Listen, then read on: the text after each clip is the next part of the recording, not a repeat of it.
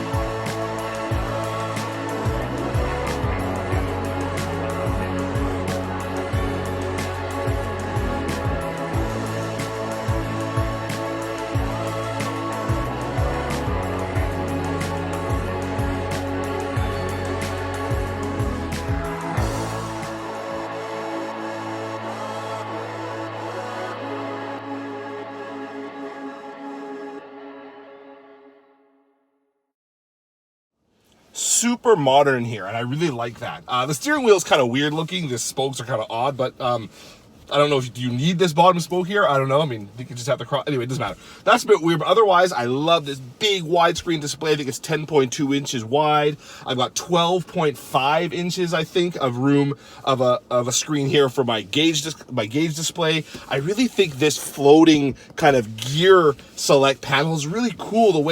The way it doesn't kind of mold in with the rest of the transmission tunnel here, the way it kind of looks like it's floating above the charge pad here. I think that's a really cool design piece that opens up the interior a little bit. Less stuff to snag your bag on or whatever. A little bit airier in here. I mentioned the wireless charging. Got Apple CarPlay and Android Auto. I've got the paddle shifters. Bose audio, which is cool little speakers here. This is nice. It's really nice in here. It's a little monochromatic maybe. I could maybe use a few more flourishes like this silver band I see here. I mean, there's some around here, maybe something here. There's a lot of piano black, which looks good on the surface until about 3 minutes into the ownership and you realize it's a dust magnet. But that's the case with not just the Sonata, with a lot of vehicles using piano black these days. But this is nice, and it's roomy too. I've got headroom because I've got no sunroof. And view out is good. Got a heads up display here, so it's nice. It's really nice. Hyundai seems to know how to make airy open interiors. Yeah, the leg box is a little narrow. My knee is a bit more jammed up against this center stack here as I hoped it would be, but luckily it's nice and flat. It's not a soft touch, it is a hard touch, but it's nice and flat. I don't have like a corner or something or an edge to really jam my knee against, so that's good. This is a nice interior.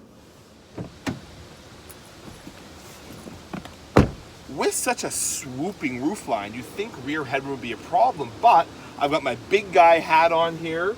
I'm sat comfortably. This seat is adjusted for my 6'3" frame. My knees aren't jammed up against it too badly. I am feeling it a little bit, which is too bad because it is a plastic backing here. But headroom really isn't a problem. When you don't have a sunroof, you tend to gain back headroom, and that's what we're seeing here. This is a nice back seat. Got my armrest here, and as I always like to talk about, I've got flush mounted cup holders because I like those because it doesn't bother your arm when you're not using them for a drink container, so that's nice. I have one USB port back here. Okay, that's okay, no big deal. But I've got heated seats to 2 levels, so it's kind of an interesting kind of situation there. It's a nice back seat. The seat is firm. It's not super deep. I might be sliding around a little bit as the turns got kind of a little more, kind of constant or repetitive. But otherwise, It's a mid-size sedan with a reasonable back seat. So you might think that because this is the hybrid version of the Sonata, you might not have a folding rear seat back. Oftentimes when it comes to hybrid conversions of sedans that didn't start out their lives as hybrids, you lose the folding seat back because they got to find a place for the battery. Either you lose it or the space that you can slide stuff through becomes really narrow. But in the Sonata, if you'll just bear with me for a second,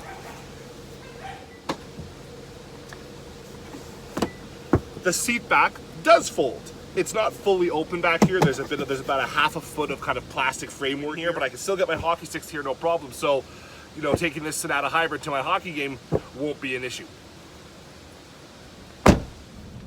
So combined horsepower of the Hyundai Sonata hybrid is 192 horsepower and 271 pound-feet of torque. That's, of course, when you've got the gas engine and the electric motor running at the same time. In hybrid mode, the electric motor is good for something like 55 horsepower, thereabouts.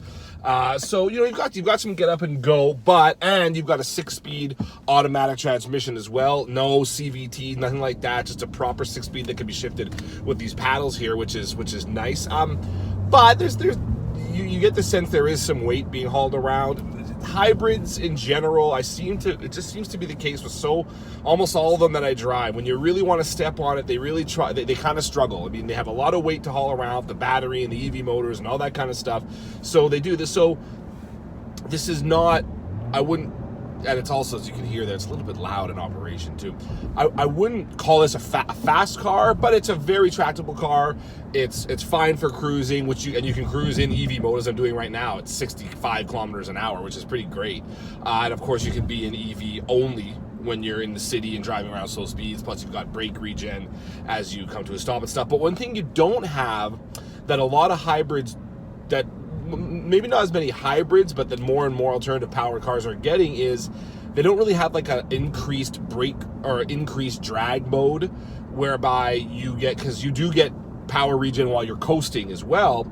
Some vehicles you could make a certain selection in the transmission, or maybe the drive mode, like if there's an eco drive mode, for example, will give you a little more kind of brake regen when you or coasting regen when you let off the throttle. This doesn't have that. It does have an eco mode though, as well as a sport mode too, and a smart mode, which kind of reads what the driver's doing, kind of adjusts its various kind of settings accordingly. And eco mode will change, you know, how quickly your throttle gets, how quick your throttle response is, how long the transmission holds onto a gear for, as well as how much climate control is being used, and so on. So you've got all that. But it might not be the fastest car. You don't have an increased brake regen mode. What you do have though is on the roof here, as you can see, there's no sunroof in this vehicle. That's because there's a solar panel on the top of this thing. And that solar panel can, according to Hyundai, and I haven't been able to test this, regen your entire electric drive system just by sitting there and taking in sun. That's pretty cool if you can get it to work. I mean, my guess is you will need to be in a very sunny climate for that to really be feasible. I'm an overcast October day in Vancouver here. I think that would take a while to regen my battery through the solar panel, but it's cool to have anyway. But would you rather have a sunroof? I guess that's something to be determined. And unfortunately, or fortunately, depending on how you look at it, there's only one trim available right now for 2020 for the Sonata. It's Ultimate trim. There's very few options to choose from it, and there's no sunroof option that I've seen. So you are stuck with that panel up there and no sunroof. Then again, having no sunroof gives me more headroom here, as I demonstrated before, and more headroom in the back too. So there you go. I'm averaging, as I check my trip computer here, 5.5 liters per 100 kilometers of fuel usage. I've been driving in city and on highway, so that's a pretty good number. I don't have Hyundai's or NRCan's tested figures here. I'll put those on the screen to know how I'm doing compared to what they say I should be doing. But 5.5 liters per, let's be honest, no one's going to complain about that. No way. And very few people, I think, are going to complain about the ride. This is it rides really, really well. It's quiet. The damper settings are good. It's quiet at low speeds, I should specify. As we heard back there, as speeds increase and as that gas motor starts to do a little more work, it does get a little bit loud. And the transmission, even though it isn't a CVT, sometimes sounds a little bit drony to me. I'm really picky about this kind of stuff, and it really seemed to only be an issue when I was putting the vehicle under duress, climbing a steep hill or making a highway pass, and so on. So it's not like a deal breaker, but it's something to keep in mind anyway. But the rest of this is so well put together and kind of fastened together. Everything is done with a purpose. Every button press is met with a good response. Even the indicator stalks give this nice bassy, clunky feel when you activate them, and it really feels like it's doing something. And I don't know if this is probably me, I'm probably a weirdo like this, but I like a good indicator stock. I don't like ones that feel cheap and chintzy, because that's a really good indicator of what might be going on under the surface. So all the controls are nice. The paddle shifters have a nice throw, if you want to call it that. The buttons here, everything is really quite good when it comes to build quality in this. And this is not, and Hyundai used to say, well, yeah, of course their top spec of their Sonata is going to be really well fast together. They don't have a luxury brand that can pull up some of that slack like Honda does with Acura, or like Toyota does with like so on. But now Hyundai has Genesis. They do have a luxury brand, and yet still at this level in this Sonata here, it's really, really, really nice. And for 40 grand, which is in and around what this costs, I'll put the actual MSRP on the screen here. This is really good. Plus, I mentioned all the features, but before I talked about the blind spot system. Actually, maybe I didn't mention that. I didn't. The blind spot system in this one's actually really, really smart. When you flick the indicator, if you flick left, the left-hand side of your digital gauge cluster becomes a blind spot camera. Really cool. If you flick it right, the right-hand side becomes a blind spot camera.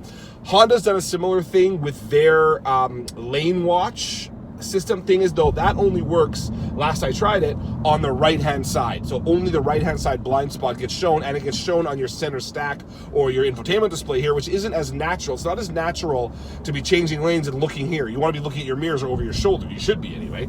But here, you do your shoulder check, and then you flick this, and now you're looking straight ahead at the gauge cluster, not having to look over here, which I really, really like. Some would say, well, don't the steering wheel spokes get in your way? No, they don't, because when you're changing lanes, you don't have to turn the wheel around all that much, really. Oops, my bit of a sensitive system there. Anyway, that's my forward collision alert system, so there you go. That one works, obviously. When you're changing lanes, you don't have to turn the wheel all that much. You only turn a little bit, so the spokes never get in your way. Now, if my backup camera was there, like it is on a McLaren 570, for example, well, that's a different story, because when you're backing up, now you're winding the wheel a little bit more, and you might block that the view of the backup cam in your gauge cluster there. So instead, the backup cam is in its traditional spot right here, and it's also a top-down view camera as well. It's the only way to get it in the Sonata Hybrid, because that's ultimate spec for you. So that's really nice, too. Nice drive in here. It's efficient. We talked about the space before. I like the features it has. The build quality is great. This is a really cool car. It's a mid-size sedan that has a bit of swagger. And the Sonata's been doing that for quite a while now.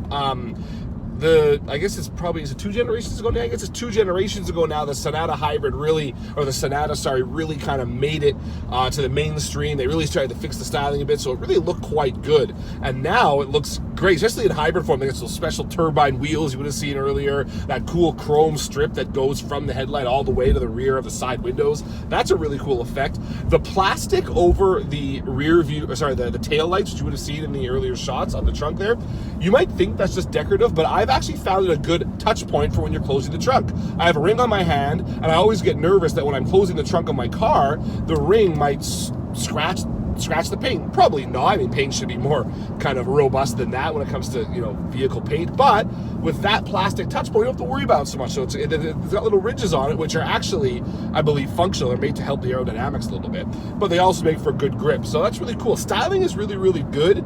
The rear end looks a little bit, I'll admit, like a Volvo, S90, for example, or even one of the new Polestar vehicles, which is no bad thing. Those are cool looking cars and very modern. So, and plus you've got the nice swooping roof on here, bit of a kind of grand touring look to it, kind of Kia Stinger-ish that way. Very, very cool for all that. And a good stance, low and wide.